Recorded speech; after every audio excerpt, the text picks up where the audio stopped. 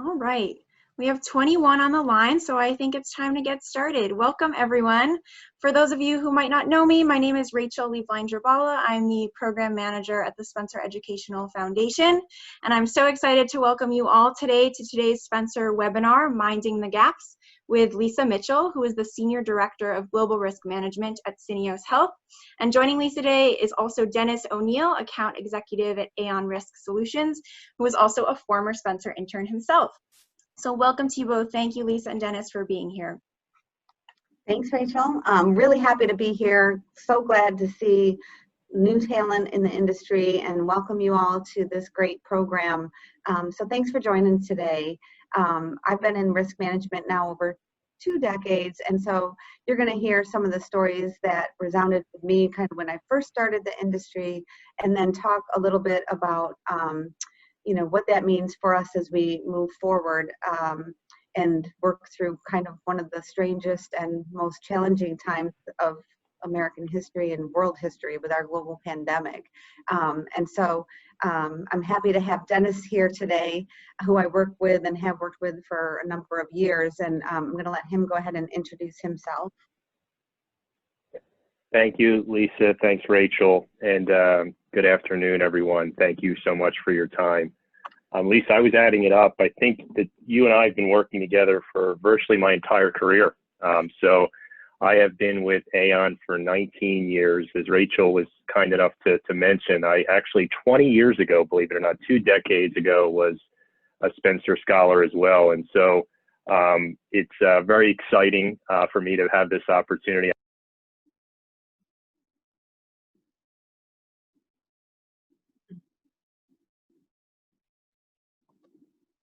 Looks like we lost Dennis. Oh, no. Send him a quick email. Let's see. Well, he'll pop back in and Can you hear me okay? Oh yeah, there we go. Thanks, Dennis. Yeah, I'm sorry. I don't know what happened there. I apologize, everyone. But just thanks again for the time, and we can jump right into things. Oh, well, thanks, Dennis. It's really great to kind of have that full circle with us, with someone very familiar with Spencer. So this Mind the Gap sign here that you see, many of you may not be familiar with, but it's from the London Tube. And in the insurance business, New York, London, Bermuda, these are kind of our key markets. And so when you go to London, typically you will need to ride the underground, the tube, and you will see these signs and you'll hear Mind the Gap. And it's really a good sign for us to keep in mind when it comes to risk management. Having this slogan has actually been very helpful. The gap is between the platform and the train, the underground subway system. And especially on curves and different areas, it's very dangerous for passengers. And so, it was actually the same year I was born. That's how long this sign's been, and this phrase has been being used. And I think it really helps us think about, keeping a simple message about what's important. And it's been an effective slogan for the underground that's been adopted by many other cities.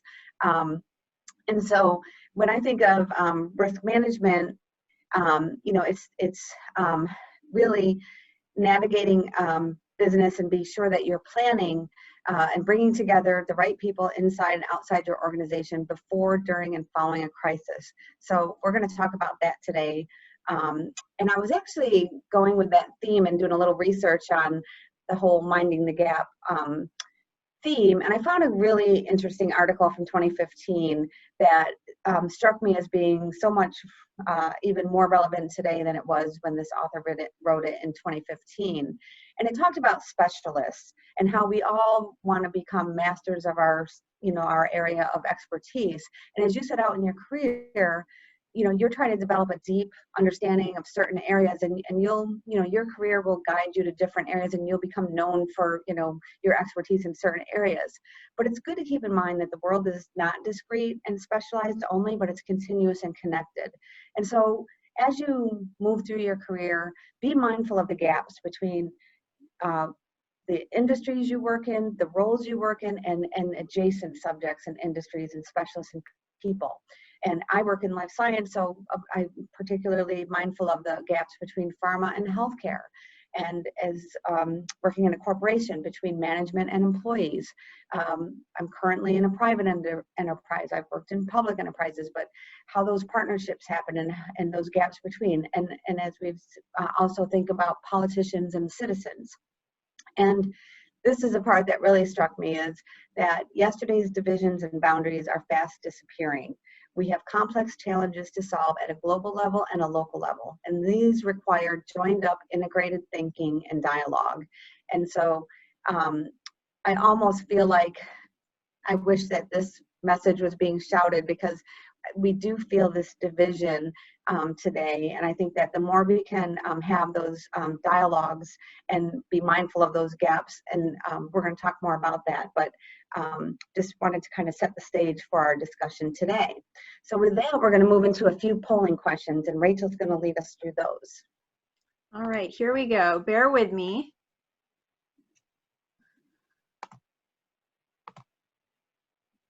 Can you see question 1? So some people in my family have historically, put a lottery ticket in your birthday card. So let's just say grandma sends you a birthday card with a lottery ticket and you win $10. What would you do with that $10? Would you save it? Would you spend it all? Would you buy some more lottery tickets with it? Or might you split it up and save some and spend some? So just like to see what your opinion is on that. We have 14 of 24 answered. Give you 10 more seconds. All right, I'm going to close the poll and share results.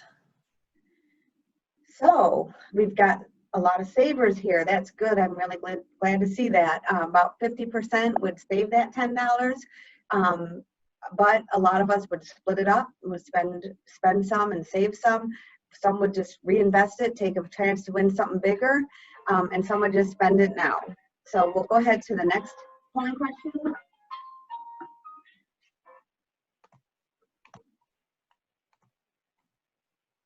Okay, now that lottery ticket becomes a lot more valuable. At this point, instead of 10 bucks, now we're talking about $100,000. Does your answer change or does it stay the same? Let's find out.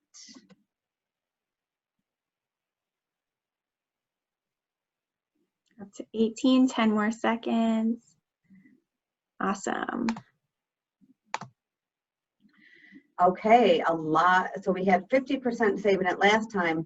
Now we've got 50% or 60% saving it. So more saved it. So saving 50 and spending 50 more on lottery tickets, 35%. I'm actually surprised. That's pretty high. So, and then we've got, some who really want to try to get more. And so they're going to spend it all on more lottery tickets.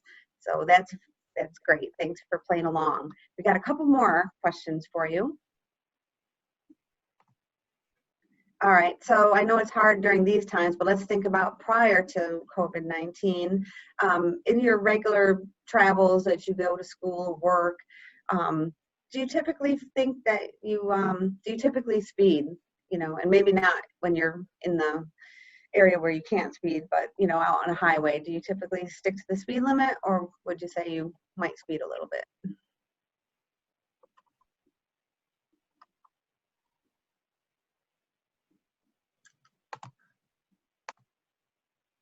All right, 77% of you will speed normally. All right, so now let's go to the last question in our poll.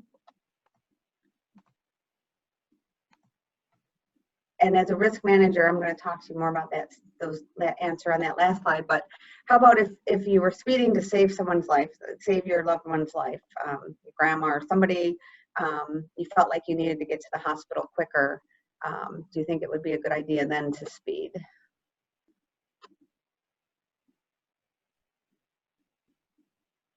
Okay, most of you would. Thanks. So, and I see this range of answers, and especially in an industry like ours, we have a lot of compliant folks. So a lot of our people said, no, I wouldn't speed normally. And then when it came to would you speed to save a loved one's life, it might tick up a little bit more, but then we still have a lot of people whose opinion is, well, if I speed, I have the danger of actually hurting my loved one more than not speeding, and so I would still keep to the speed limit.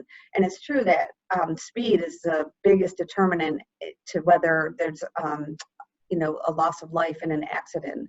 And so so I'm just going to go on to the next slide here, if it'll let me. So the point is that risk perceptions and appetite vary widely between individuals, and conditions change. So whether you're just going to school and you've got plenty of time, or whether you're trying to get to the hospital quickly, those are different conditions. The weather conditions are different, whether it's a nice, clear, sunny day, or if it's raining really bad. You should adopt for those conditions. And also the level of potential upside or downside risk affects your appetite, what you're willing to risk for it. And so when I work with companies, management is experienced with managing risk, but if there's critical risks to your organization that get to the heart of your values, of your core strategic priorities, you don't want to have a lot of variance in how individuals in your corporation react to those risks. So you want to provide clear guidance on risk appetite. Syneos Health has 24,000 employees. There are certain areas that we don't want to see a lot of variance in how people manage the risks. So this is another one of my favorite cartoons that I've used over the years to talk about perspective. And the fact is that only you see the world the way you see the world. Everybody comes to all decisions, all activities with different experiences. And so here's two pilots flying a plane, and all of a sudden it's very cloudy. They only have this little portion of the window where they can see through, and they see this mountain lion. And so one pilot says to the other, hey, what's that mountain goat doing up here in the cloud bank? The point is that they need some other information. They need to look at their instruments. They need to get some information from the cell tower, from the air traffic controller, to tell them that, hey, you're about to hit a mountain, you might need to pull up. And so we all need to know that our perceptions and our opinions are based on our narrow experience and fields. There's a lot more indicators out there that we need to take into account. And we see this in the shift in risk management that's occurring and has been occurring for a number of years. Typically, if you have siloed risk management where, a manufacturing, the plant itself doing the manufacturing manages their risks, and maybe the supply chain risks are managed over here in a different area, and then maybe the employee risks are of hiring talent is managed in a different area, but they're not all talking about how they overlap. There could be gaps, there could be overlap where you could actually manage it more efficiently and reduce costs, and you could have blind spots. And the goal of where we ultimately want to be is where you're having discussions across the silos of your organization. You have risk analytics, you have metrics telling you, oh, are we taking more risk? Are we having more variance in our outcomes and our performance? Or are we hitting the targets where we want to? And identifying how much variance you're willing to live with and that your customers are willing to live with is really what risk management is all about. And so, by having starting with foundational, if you have these executive risk committees where you can have clarity, you can talk about transparency of risks and have ownership of who's going to deal with these issues and reduce these risks, that's going to help you move towards the strategic ERM, which is going to give you more confidence, agility, and competitive advantage. So I always like to learn from other people's mistakes and issues instead of waiting for myself to learn it the hard way. I do have friends and siblings that like to learn everything the hard way and experience it for themselves. But I like to think about a couple examples that I learned about early in my career that I've kind of always kept in my forefront of my brain as I've worked through my career. The first was the Titanic. And when you think about the Titanic and what caused it, you know, I think everyone naturally says, oh, an iceberg caused the sinking of the Titanic. But I'm not so sure it was an iceberg that caused the sinking. There were a lot of facts that came to light afterwards. And, you know, I think the Titanic actually, they received 6 warnings 4 days before they set sail that there was a lot of icebergs, unusually high number of icebergs that they were going to encounter. They kept receiving those warnings even as they were sailing. They could have reduced speed. We talked about the conditions, you know, adapt to the conditions. Knowing that there was treacherous icebergs ahead, if they had reduced their speed, there's a good chance they might not have hit that iceberg. Another fact I heard was that in the crow's nest, there should be binoculars, and there are 2 people that are sitting in the crow's nest, and that's their job, to scan the horizon and look for icebergs. Unfortunately, when they got there, they realized someone had forgotten the binoculars. So simple checklists do wonders for that sort of thing.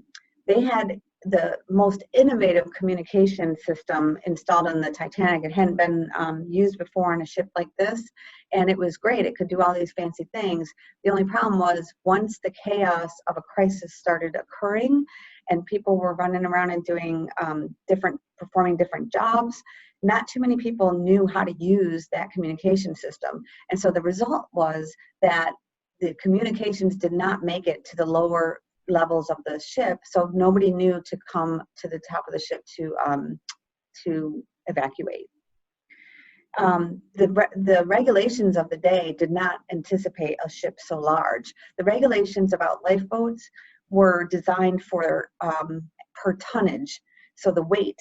And you know, people aren't as heavy as some heavy cargo, and so there were no regulations that said you had to, you know, have enough lifeboats for everybody on the boat. The design engineer actually recommended that and had designed space for 64 lifeboats. But there was design of the ship that was intended to kind of reduce the likelihood of the ship ever sinking, and it was an expense, you know, to have 64 lifeboats. They actually made a decision and they had around 20 lifeboats. So they didn't even have enough lifeboats for everybody. And then they never drilled how they were actually going to evacuate. So the actual evacuation was very ineffective. Boats left without full capacity. And by the time they realized, you know, that they needed more, all the lifeboats were gone. And even the officers, the head officer of the ship was very confident. He'd had a great career. This was kind of his last sail before his retirement, and he never believed that this would happen, and so he was really in denial and was not effective when it was obvious that there was a crisis going on. He didn't take leadership and direct people. And I think if you compare that a little bit to the situation when you saw the Sully movie with Tom Hanks, you know, I think taking command and being very clear in simple instructions, evacuate now, you know, and I think that's the training that airline stewardesses have now, is really to be very short and direct with instructions so that it's very clear. So that's one example from the past that I think is important. Another example goes back to right when I started. I made a shift from IT, and I did a lot of business continuity planning and disaster recovery planning, over to risk management. And so this example was all over, you know, all risk management professionals were talking about this example at the time, because there was a fire at a Philips plant in New Mexico, and they supplied chips that were used in cell phones and mobile phones. And the manufacturing environment was a clean room. So it was very clean and controlled so that no dust, you don't want any dust in your chips because it will affect the quality. And they had a short fire, and it didn't burn down the plant or anything. And they thought they could kind of clean it, and that they would probably have about a week of interruption. And that's what they told their 2 biggest customers, Ericsson and Nokia, who where 40% of their production went to Nokia and Ericsson. And Ericsson said, oh, cool, a week, we can, we got enough extra supply, we'll be fine. And they did not do anything. They didn't take any extra action. Nokia said, supply chain problem, let's think about what we're going to do here. And they did 3 actions. Their chief executive officer met with Philips' chief executive officer and other C-suite, people met. They said, look, this, we don't want a problem from this. This is a key component for our phones. It's our key product for us. So when you're back up, we want all your supply. We want to be your number one company you're going to give those chips to. But they didn't stop there. They also had backup suppliers they went to immediately, and they said, hey, look, we're going to have a supply issue. We think we would like to see if you can give us more capacity in your manufacturing, and so we can increase the volume. And so they lined those up and had written contracts about that. And then the third thing they did is they went to their engineering team and they said, look, we might have a supply chip issue, and we've got phones in Japan that have different chips than the US. Can we do something to make them compatible to either chip, so we could use chips from either market? And all those 3 things happened. And so the difference in the result was Ericsson suffered $400 million revenue loss that year, and they lost huge market share in this mobile phone arena. The story for Nokia was quite different. Their profits actually rose 42% that year. And so one of the few known facts about this was that Nokia had actually had a similar issue in their recent past with a supplier. So they had sort of had a pre-warning. They had had a little practice about this. And I think risk managers just love to say, don't ruin a good crisis. We like to learn from it and apply those lessons. And so they have a culture that is all about debriefing after an issue and learning from it and incorporating that into the business. They also have a culture of talking about problems fast and raising issues. Some cultures are like, oh, don't go to the boss with that. They don't want to know problems. They just want to hear solutions. And that can be a problem. That can be a problem because then you're behind the 8 ball in responding. So I think that brings us to, what does that have to do with today? I mean, the challenges that we face today are really, we would have never imagined that would be as big as they are.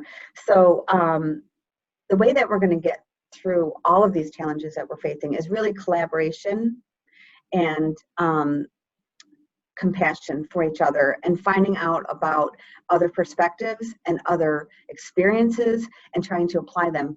So we've never faced the challenges that we face today. We've also, in my career, I have never seen the collaboration that I've seen today. When you have private working with public, when you have competitors rolling up their sleeves together to try to find treatment and vaccines for this issue, when you have acknowledgement and just a real desire to get other people's perspectives, I think that this is something that is going to be the silver in the lining of what's happening to us today. And so let's see. With that, I'm going to kind of turn it over to Dennis. I gave you sort of that risk manager history. Now Dennis is going to talk a little bit about the insurance industry. Thank you, Lisa. Can everyone hear me okay? Okay, great. So this is a interesting chart, and it speaks to the protection gap. And so I'm going to start by saying I'm an insurance geek, and I think that that's a really cool thing to actually say out loud. Lisa and I think, share the same disease, and so much that this truly is an absolutely fascinating industry where you can have so much fun and do something different quite literally every single day. Lisa, earlier in your presentation, you mentioned around how conditions change, right? And I think about even just my own little personal conditions. I have an 8-year-old, a 6-year-old, and a 4-year-old, and all of a sudden, the last few months, I no longer get to sit in my office in Center City, Philadelphia, but rather I am in my bunker here in my basement as my kids run wild upstairs. And so how do I adjust to that and be prepared and do all the things to kind of be as productive as I used to be just a few months ago? But what you're seeing on this slide, and I wrote a few things down. I'm just going to read you a few sort of quotes or statistics. I hope you don't mind. I have fun with some of this, but it's interesting. Here's a quote, actually, not to sort of make it anything about Aon, but from Aon's CEO. And it says that, in 2019, there was $232 billion of what we would refer to as economic damage in the world from the result of natural disasters, devastating natural disasters, whatever you would want to describe those as, sort of typhoons, hurricanes, earthquakes. And the insurance industry responded to 71 billion of that. So in other words, 69% of the economic damage sustained by natural catastrophes around the globe, personally, commercially, and beyond, was underserved by our great industry, the insurance industry. And so that's very interesting takeaway when you start thinking about how all this fits together. You look at over the last decade. The last decade is interesting too. Here's some stats. $2.98 trillion of economic loss across the globe, happening at the homeowner level, the personal auto level, the legal liability level, and beyond. Our industry responded to 845 billion of that. 72% protection gap. We talk about minding the gaps. What's so interesting is, if you ask for my humble opinion, I would say that our industry yearns for folks like yourself to come in with fresh thinking, with innovative ways to actually create more relevance around our industry. Some great examples just in the last few years. We talk about conditions changing.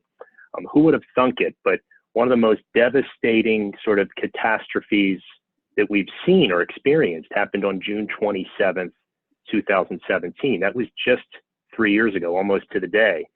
And 3 years ago, it was what was being referred to, or still to this day referred to as the NotPetya event.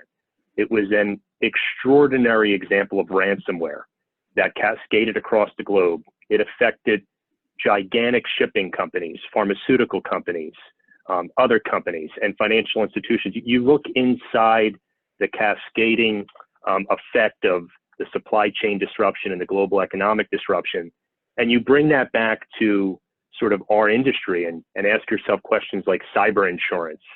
What types of limits were companies of all sizes purchasing to protect themselves against a ransomware event? Not just to protect themselves, but ultimately the supply chain, both downstream and upstream. We sit in this extraordinarily kind of cool and privileged position as insurance professionals to continue to challenge ourselves to fill that gap. It's a really interesting time as we think about even just kind of more pragmatic examples. Cyber, of course, everyone speaks to, because the world of risk, even beyond cyber, is kind of changing every day. I'm going to look at my notes one more time, and I just want to get these facts right, because these are more fun facts, I promise, right? So if you think about valuations in terms of just corporate America, we gravitate and we think about stock market and how things, again, going back to gaps and conditions changing. It's so profound. We look at the 5 largest global companies by market cap in 1975, okay? So thinking about this chart and how it all kind of fits together. Those 5 companies, by the way, were in no specific order: IBM, ExxonMobil, Procter & Gamble, GE, and 3M. The point that I want to make is they totaled $715 billion of value. But inside that $715 billion, almost $600 billion of it was tangible assets. That's the world we lived in back then. $600 billion of the $700 billion was tangible asset valuation, things you can reach out and touch. So I'm going to flash all the way forward to 2018, and I'm going to talk about the top 5 companies in 2018, and it's even gotten crazier in 2020. This is a snapshot from just a few years ago. Top 5 companies are no longer totaling out at $715 billion of valuation, but catch this, $25 trillion, top 5 companies.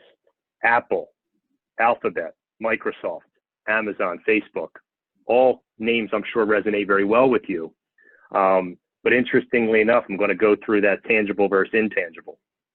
Intangible, 21 trillion of the 25 trillion, and only, 4 trillion of tangible. We are living in a very fast and evolving world. This protection gap that's kind of in a very humble way, very simply projected on this slide, is real. We own an opportunity and a challenge as young and old insurance professionals to solve for this protection gap. And I just get super excited because Lisa and I have a lot of fun talking about many of these circumstances every day. And preparedness is everything, and information obviously lends itself to solution. So the more we can bring data, fresh thinking, analytics, and information to solve for volatility, because let's face it, we in our world, regardless of what side, now I'm on the broker side at Aon, but regardless of where we are in the world, in this industry, our job is to eliminate volatility. But if you think about those staggering statistics that transpired in quite literally just a few decades, right? And you think about cyber perils, intellectual property perils that are addressing some of that intangible asset valuation, new threats that seem to come up every day, things like pragmatic threats that we've known about for hundreds of years, hurricanes. Well, it was just a few years ago where we mark kind of hurricane sort of an earthquake related models with, we like to as insurance professionals call them 1 in 100-year events, or 1 in 250-year events, or 1 in 500-year events. And our actuaries who are really smart kind of help us bring some of that, visibility to our decision making. Well, what if I were to tell you that just a few years ago, a handful of 1 in 250-year events, 3 of them happened in less than 3 months? Wow, that's disruption. That's modeling disruption at its finest. We refer to it as the HIM events. And in no specific order, HIM stood for Harvey, Irma, and Maria, all major hurricanes that rocked supply chains, both personally and professionally, and corporately and commercially, all the way through the system globally. And with that, we saw a lot of economic damage. And then we're left asking ourselves the question, how does insurance help fill that gap? It's never going to be a holistic solution. But when I hear my CEO speak about 72% underserved, even if we can move that needle up to solving for 50% of that, my goodness, will that bring a lot of good, the greater good, to the global economy. So I challenge all of you on the phone as we kind of think through this to get excited, not all jazzed up about it, because I certainly do too, and have some fun with no dumb questions, all fresh thinking. We need folks like yourselves and well beyond this conversation to inject kind of challenge and just idea into an environment that needs gap solutions, for the lack of a better way to put it, to speak to this great presentation that Lisa has helped organize. So I don't know if we want to go to the next slide, Lisa, but just maybe to kind of stick on that theme. When I got into the business, you're going to call me probably an old fart by now. It's kind of hard for me to call myself that, but I guess that's what I've become. Oh boy, goodness. And I know it's funny, but I was dealing with Y2K exclusions. Now you might not even know what the heck that means, but it was 2000, 2001. I was a Spencer scholar. I was kind of like all pumped up to get into the insurance industry. And I saw Y2K exclusions. I said, what the heck is this? And so the world was quite literally frightened by the year 2000. And they thought that every computer system was going to crash and every clock was going to stop working and all the banks were going to go bankrupt and all this other stuff. And so our industry responded, oftentimes do, which is kind of, poo-hoo if you ask me, but they put exclusions on it because they didn't know how to deal with the uncertainty. Flash forward 20 years, those lines have only gotten blurrier. Lisa and I talk about it all the time, as we do with so many of our colleagues and professionals. But, the world of intangible and tangible, and there's purpose to why I read those statistics, digital versus non-digital, physical versus non-physical. Insurance was predicated as a solution to respond to physical harm, fires, right? A building burns down, there's an insurance policy to cover that burnt down building. Somebody gets hurt. Lisa makes a product, sells the widget, somebody uses the widget and ultimately gets hurt. There's an insurance product that responds to that bodily injury, that physical harm. We have rarely, until recently, the last decade, really started to stress test around non-physical. What if nothing actually gets hurt or damaged, i.e. a ransomware attack? A hacker gets in, disrupts my system, changes a bunch of things, and all of a sudden my company can't make stuff and conduct business. All of a sudden I'm losing profits and profits and profits. But we go back to the insurance policies and we say, well, these policies are all predicated off of something being damaged, right? Physically damaged. And so obviously we've done a heck of a lot in our world to sort of evolve the world of insurance to respond to the non-physical. But again, if you ask me my humble opinion, still so much to do to kind of grow that. Ways to solve for the gaps. If you think about just any size company, small, big, or large, they're buying an insurance portfolio. We love it in our side to sell lots of different insurance policies. You say to yourself, why can't just one policy cover all of my risks? Well, the answer is much more complicated than that, of course. But if you think about a normal company, right? Go ahead, Lisa. I'm sorry, but I know that resonates with you, right?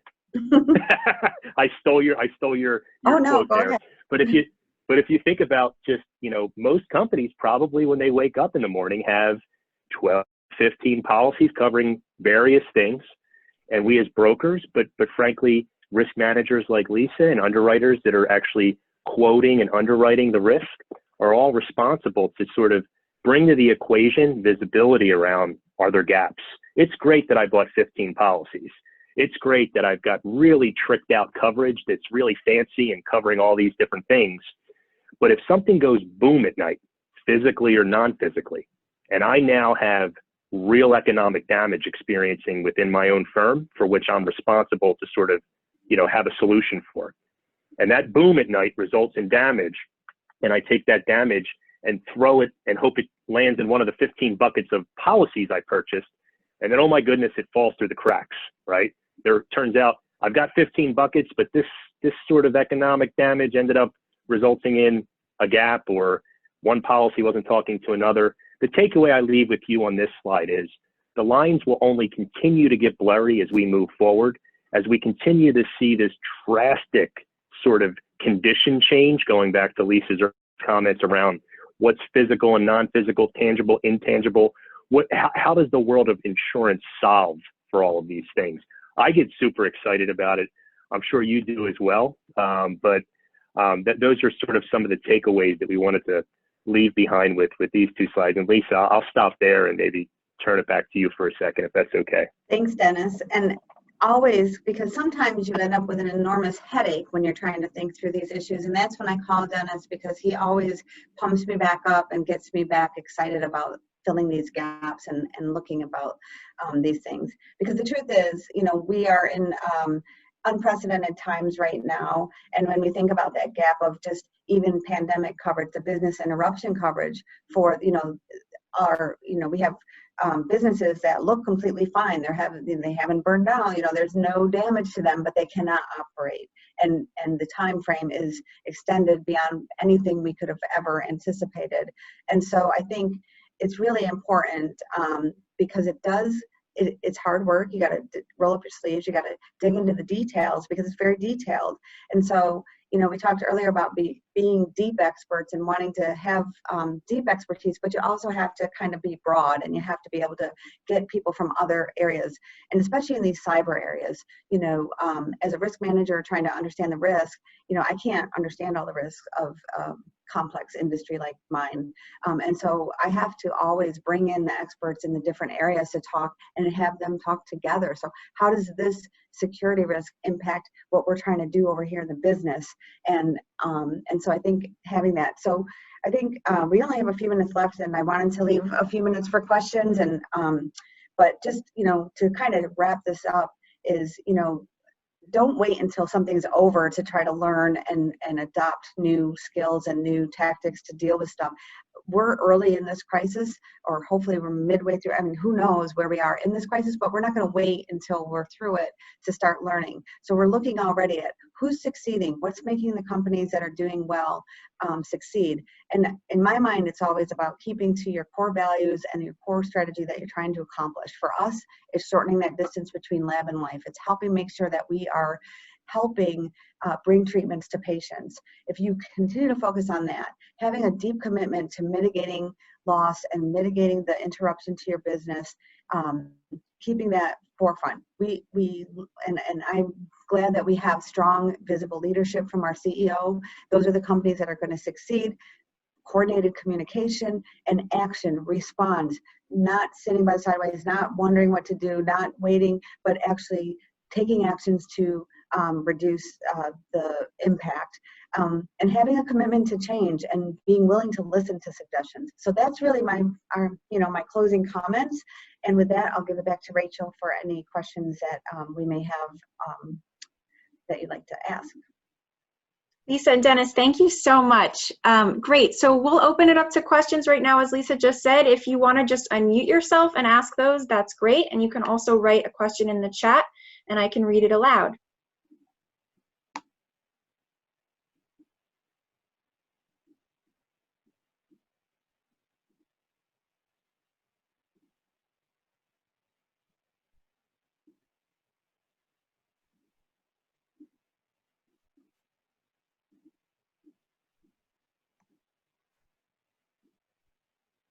All right. If any more sneak in, we can pop those in the chat. That would be great. I can always forward questions on to Lisa and Dennis afterwards and then send their responses, if that's okay with you, Lisa and Dennis. Absolutely. Great. So we'll do that. To close, I just have two quick business announcements on the Spencer side. We have 2 more webinars coming up next week, one on Tuesday and one on Thursday. We'd hope to see you there. Tuesday's session is Certificates of Insurance and Contractual Language with Teresa Severson, who's the Vice President of Insurance and Risk at Retail Properties of America. This was a session that was planned for earlier in the summer and we had to postpone, so that date is Tuesday. And then on Thursday, also at 1 p.m. Eastern Time, we're going to hear from Jamie Sewell, who's the Senior Manager of Risk Management and Insurance, at Boeing. So I hope to see you all there. You can register online. And to close, again, Lisa and Dennis, thank you so much for this presentation today. We are so grateful for you for being here. Thanks, everybody. Thank Enjoy you. the rest of the week. Thank you. Bye-bye. Bye. Bye, everyone. Thank you.